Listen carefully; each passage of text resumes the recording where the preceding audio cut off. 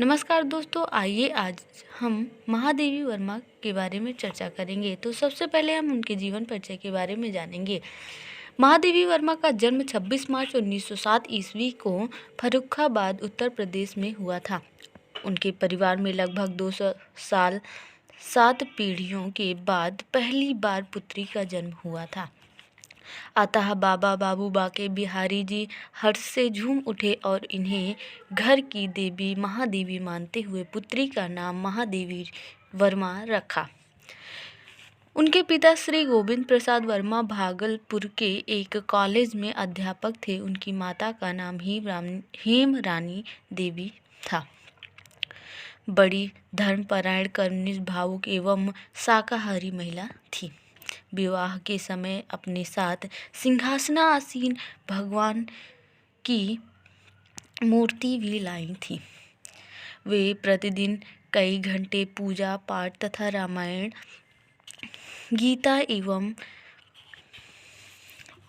विनय पत्रिका का पारायण करती थी और संगीत में भी उनकी अत्यधिक रुचि थी। इसके बिल्कुल विपरीत उनके पिता गोविंद प्रसाद वर्मा सुंदर विद्वान, संगीत प्रेमी, नास्तिक, शिकार करने एवं घूमने के शौकीन, मांसाहारी तथा हंसमुख व्यक्ति थे।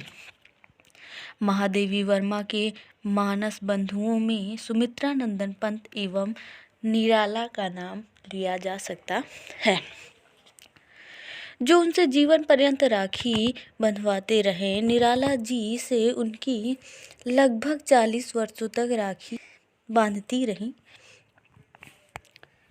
शिक्षा के क्षेत्र में हम चर्चा करें तो महादेवी वर्मा जी की शिक्षा इंदौर में मिशन स्कूल से प्रारंभ हुई। साथ ही साथ अंग्रेजी, संगीत तथा चित्रकला की शिक्षा अध्यापकों द्वारा घर पर ही दी जाती रही। बीच में विवाह जैसी बाधा पड़ जाने के कारण कुछ दिन शिक्षा स्थगित रही।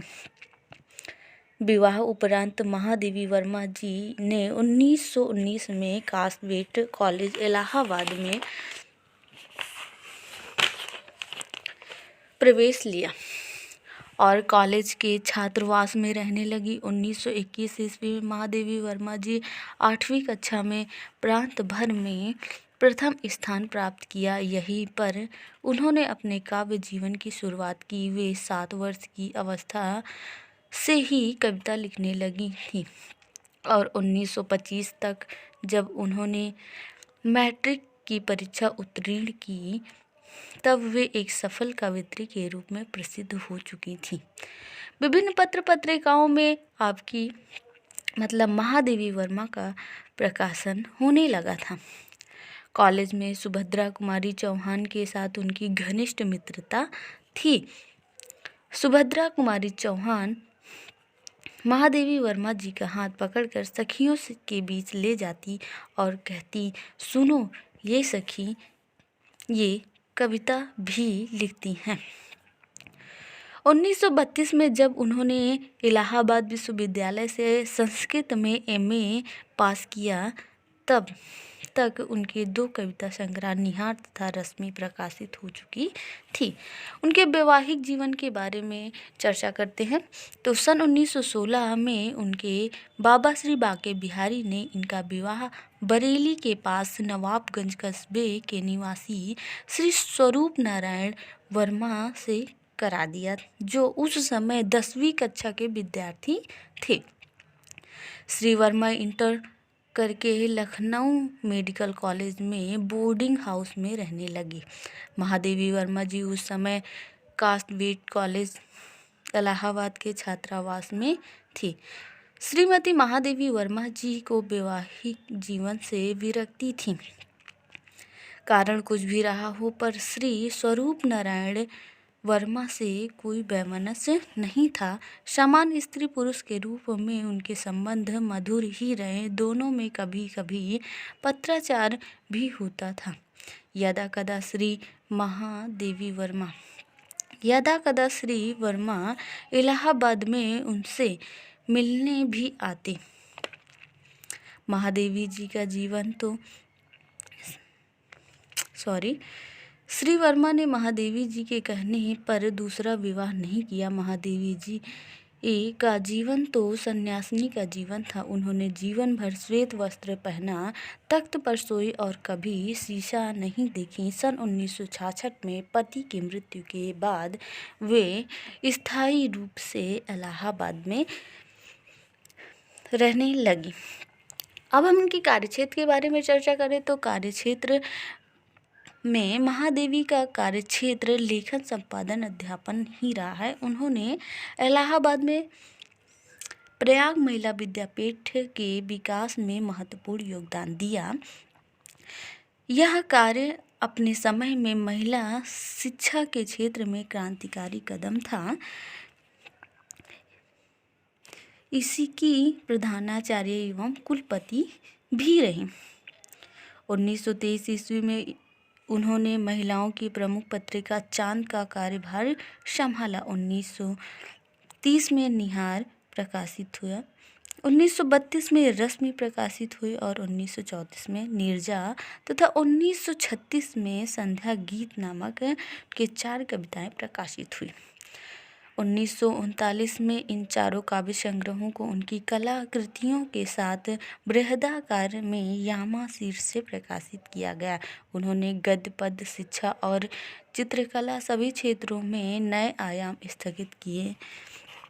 इसके अतिरिक्त उनकी 18 काव्य और गद्य कृतियाँ हैं, जिनमें मेरा परिवार, स्मृति की रेखाएं, पथ के साथी, श्रृंखला की कड़ियाँ और अतीत के चलचित्र प्रमुख हैं। सन 1955 में महादेवी जी ने इलाहाबाद में साहित्यकार संसद की स्थापना की और पंडित इलाचंद जोशी के सहयोग से साहित्य कार्य का संपादन संभाला। उन्होंने भारत में महिला कवि सम्मेलनों की नींव रखी। इस प्रकार का पहला अखिल भारतवर्षीय कवि सम्मेलन 15 अप्रैल 1933 को सुभद्रा कुमारी चौहान की अध्यक्षता में प्रयाग महिला पीठ में संपन्न हुआ। वे हिंदी साहित्य में रहस्यवाद की प्रवर्तिका भी मानी जाती हैं। महादेवी बौद्ध पंथ से भी बहुत प्रभावित थी। महात्मा गांधी के प्रभाव से उन्होंने जन सेवा का व्रत लेकर झूंसी में कार्य किया और भारतीय स्वतंत्रता संग्राम में भी हिस्सा लिया। 1936 में नैनीताल से 25 किलोमीटर दूर रामगढ़ कस्बे में उमागढ़ नामक गांव में महादेवी वर्मा ने एक बंगला बनवाया था, जिसका नाम उन्होंने मीरा मंदिर रखा था। जितने दिन वे यहाँ रहीं, इस छोटे से गांव की शिक्षा और विकास के लिए काम करती रहीं। विशेष रूप से महिलाओं की शिक्षा और उनकी आर्थिक आत्मनिर्भरता के लिए उन्होंने बहुत काम किया है। आजकल इस बंगले को महादेवी साहित्य संग्रहालय के नाम से जाना जाता है।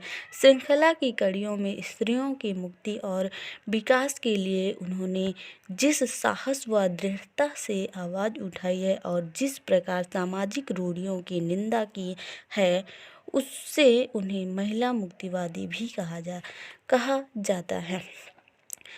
महिलाओं व शिक्षा के विकास के कार्यों और जन सेवा के कारण उन्हें समाज सुधारक भी कहा जाता है। उनके संपूर्ण गद्य साहित्य में पीड़ा या वेदना के कहीं दर्शन नहीं होते हैं, बल्कि अदम्य रचनात्मक रोष, समाज में बदलाव की अदम्य आकांक्षा और विकास के प्रति सहज लगाव परिलक्षित होता है। उन्होंने अपने जीवन का अधिकांश समय उत्तर प्रदेश के इलाहाबाद नगर में बिताया था। उनकी मृत्यु 11 सितंबर 1987 ईस्वी को इलाहाबाद में हो गई थी।